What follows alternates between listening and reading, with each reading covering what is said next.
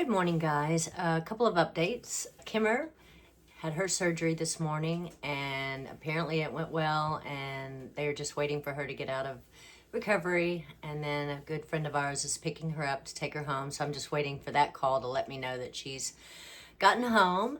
And then the second part of my update is about the AC. The guy that originally installed my AC was able to come out last week and was able to check on things and was able to fix everything for like half the price that the original estimate was for.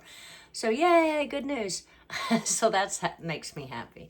And I also just wanted to thank those of you that have reached out regarding the channel. And I also posted on Facebook, and I actually get a much more interaction on Facebook than I do on YouTube, which is fine.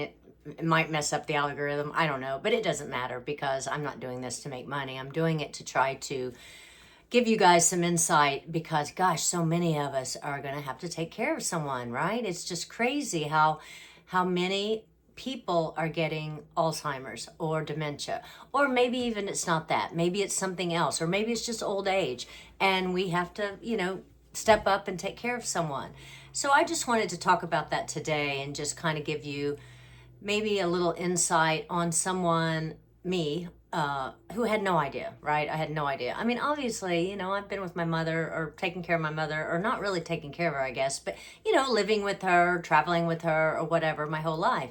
So I just thought this would be a piece of cake, right? No big deal. I mean, it's no different than we've always had the same relationship, cooking, doing whatever. Well, yeah, not so much, because once dementia comes into the story, it's all bets are off, right? Because everything is different. And it's not even about, okay, I'm going to stop myself for a second. Scroll back. When I first came here, the first thing I did was contact an estate attorney and get all of her things in order. So that would be my first advice to you, is to, if your parent, person, loved one, whatever it happens to be, does not have their estate in order, that would be the first thing I would want to do, especially if you're at the beginning stages when, your person, your loved one can participate. Thankfully, my mom still could at that time. So we got all of her stuff taken care of. And then just one point on the power of attorney, we had that in her estate plan. But just so you know, just because you have that power of attorney in there doesn't mean it's active. Like I thought it was, but I actually had to get a doctor's note basically saying that my mother was no longer able to take care of herself for it to actually go into effect. So just keep that in mind, that even though you may have a POA like in the estate docs or whatever, that you will need to get a doctor's note to go with that, to be able to make that into something that you can take care of yourself. And just then whenever you have to do something in the future, you can just send whoever it is that you're dealing with the POA. I also ended up becoming what's called Social Security payee, which is where I was able to talk to Social Security, that's hard to say, on her behalf. And so there's some things you need to do to set that up.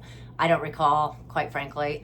I mean, I've had to do so many things, I don't even remember exactly what I had to do. But as the payee, the check, comes to you. I mean, it still comes to her, but I mean, you have control over it. But then, just FYI, which I did not know, is that each year they will send you, at the end of the year, they will send you like a form to fill out where you have to talk about, what the money that she gets in Social Security, what was spent on food, what was spent on clothing, supplies, normal stuff. So just keep that in mind. Maybe keep a record, keep yourself a journal that those things that you're spending money on. Also, if you are able to get something like Meals on Wheels, Mom gets Meals on Wheels, and it took a little while for us to get her set up in that, but she does have Meals on Wheels, and they come Monday through Friday, typically, and which is a great service, right? It's a great service. And they basically do it for free, but they give you a little envelope and ask you to, give them a little donation. So, you do what you can do for that. But my mother, unfortunately, is teeth challenged.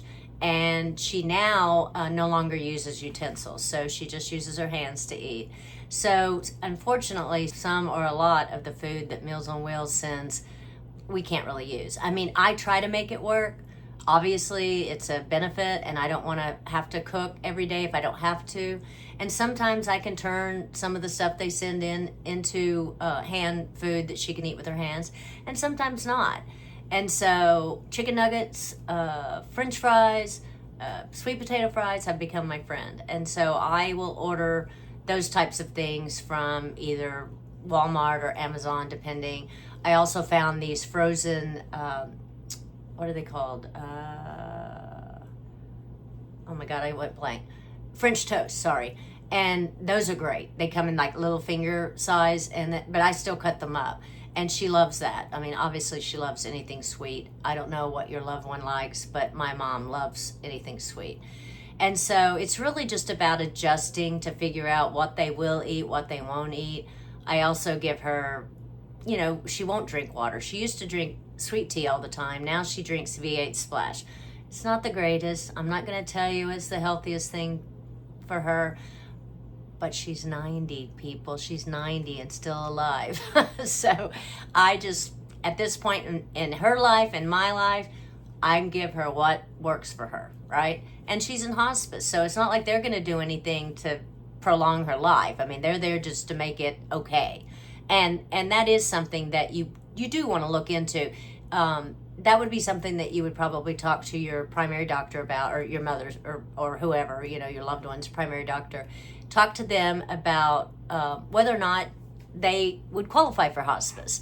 And it's scary. It's scary. I believe it. It's scary when they talk about hospice, because it used to be hospice, was what we thought of as hospice was always brought in when someone had cancer, or they only had a couple of weeks left to live, that kind of thing. But it's a little different now.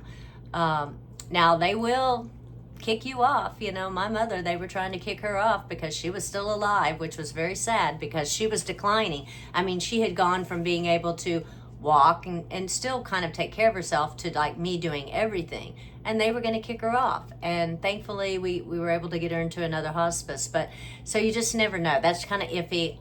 I am not a doctor. I am not a hospice worker. I'm just telling you my experience. So I just wanted to kind of give you guys a little bit of a heads up on that in case it helps. Again, I face a few different challenges that you may or may not face, right? Like my mom has declined to where she doesn't use utensils. And so everything I cook has to be something she can pick up. So like if Meals on Wheels decides to deliver mashed potatoes, that may not work. But wait, let's see. Can I make mashed potatoes to a potato cake? Maybe. And sometimes I try. Sometimes I'm successful. Sometimes I'm not. But you try your best. It's easy to get like fruits, grapes. She loves grapes. She likes blueberries. So finger foods like that are good and healthy, and that's good for them. I mean, I wish I could find somebody out there in the universe that could create some hand high protein foods for people in this situation. I think that would be great. So I do the best I can. Like I said, I do the best I can, and that's all you can do. And that's all anyone could ask for. And if you have support, that is the greatest thing.